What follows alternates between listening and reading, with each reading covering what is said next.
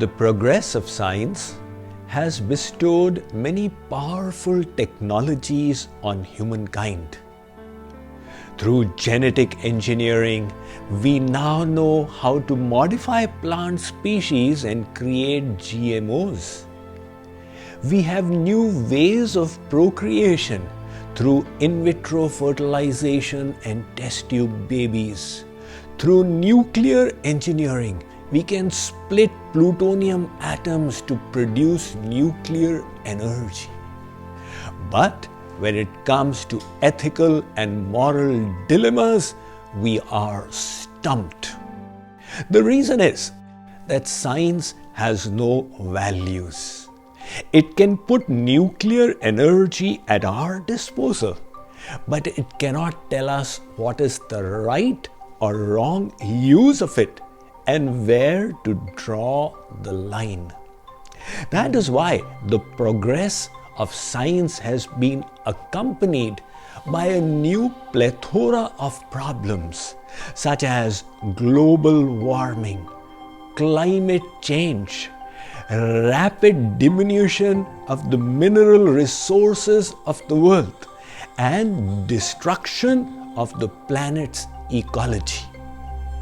So, what we need here is to add another kind of knowledge.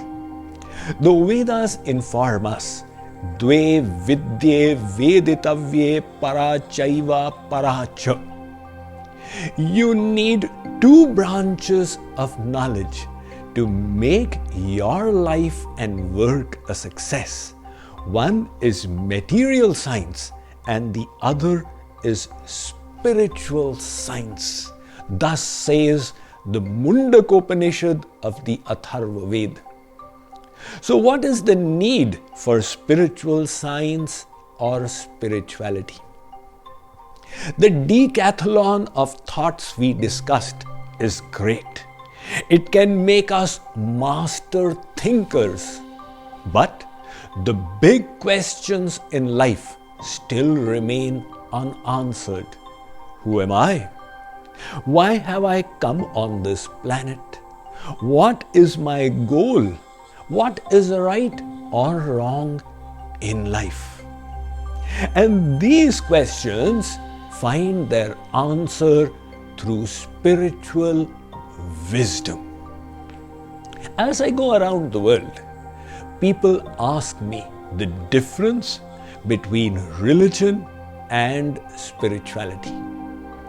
Religion refers to the external rituals, the ceremonial processes, the cultural, social traditions that are a part of the great religions of the world. Spirituality is their essence, which is inner purification and manifestation of the divinity of the soul.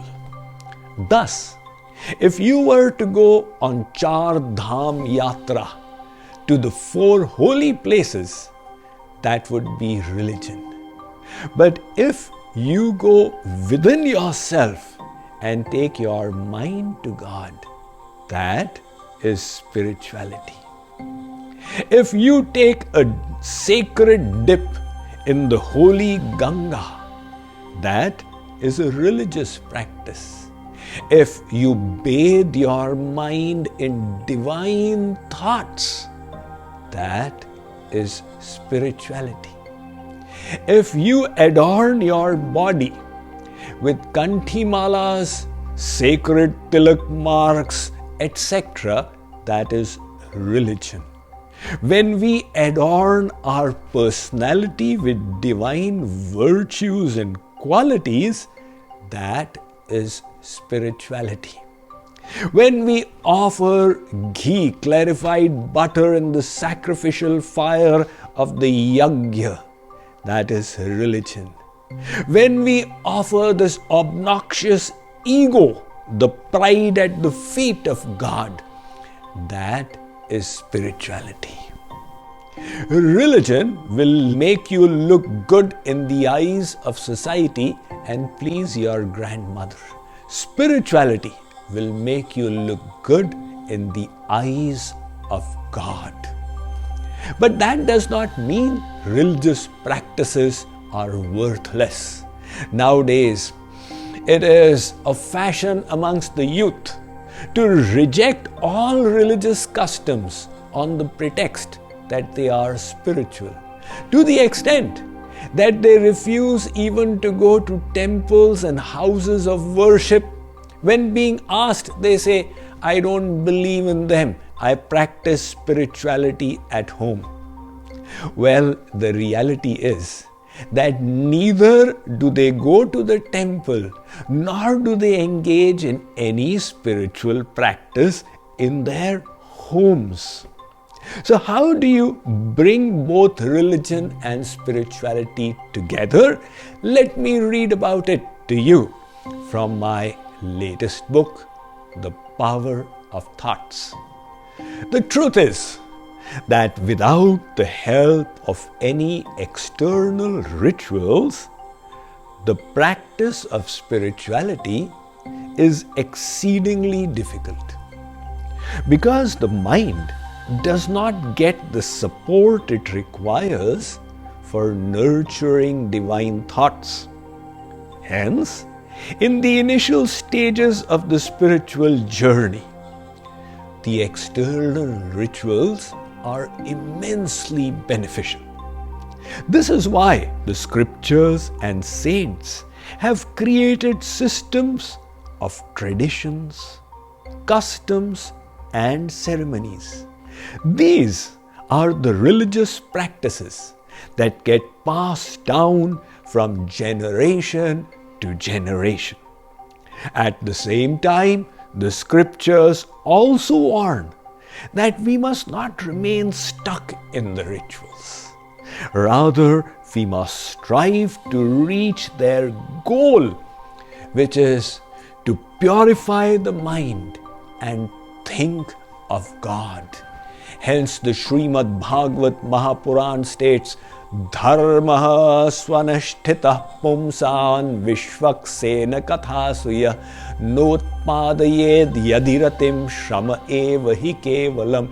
You may have followed all the rules of the ritualistic ceremony till the letter, but if it did not result in developing love for God in your heart, it was all an external drill. And Saint Kabir said, "Pothi padhi padhi jag mua, pandit hua na koya, dhai akshar prema ke, padhe so pandit hoy." He said, reading the scriptures, the whole world passed away. None became a true pandit. And these 2.5 syllables, prem, are love. One who learnt them is the true knower of the scriptures. So, by practicing the external form, we must keep our focus on nurturing spirituality within. That brings us to the important point.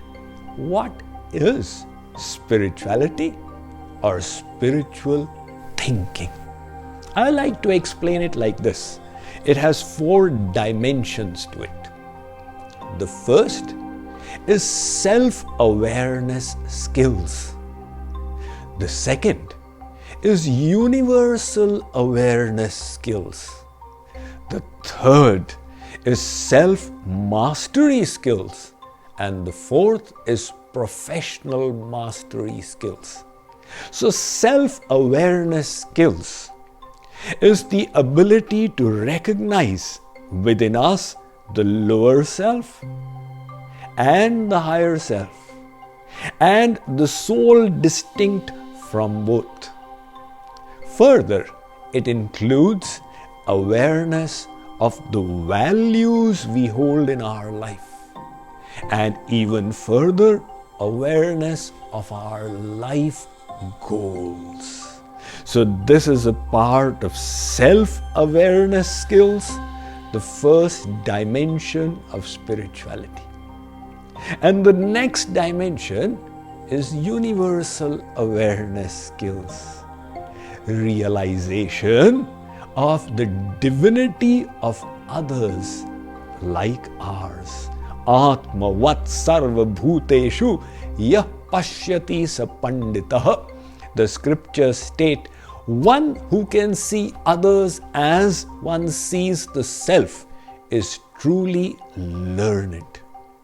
Further is the awareness of the interconnectedness of all things. The recent pandemic has made everyone painfully aware of how connected the whole world is, because one virus that began in one of the countries of the world soon spread rapidly to engulf the whole planet. And then is awareness of the universal laws that govern life, such as the law of karma. Karma pradhana vishva kari rakha jo jasa karai so tas phalu chakha. As you sow, that shall you also reap. So these all together form the part of universal awareness skills. And then the third aspect of spiritual thinking is self-mastery skills. The ability to keep our higher self in charge and the lower self subdued. The ability to live our life in accordance with our highest values. The ability to constantly pursue spiritual growth and elevation. These are self-mastery skills. And the fourth dimension of spiritual thinking is professional mastery skills. This includes the ability to utilize our profession and career in a way that makes a difference to this world. It is also the ability to help others in our relationships with them, and it includes leading others for their benefit. Some people like to look on life as an ice cream. Now, the aim in the case of the ice cream is to eat it before it melts. Others look on life as a candle, where the goal is to give out as much light as you can before it melts. Likewise, those who have understood the higher purpose of life utilize their professional skills in the service of others. The legendary Muhammad Ali said, "Service unto others is the rent we pay for our boarding on this planet Earth." So this is spiritual thinking, which now goes beyond the decathlon of thoughts.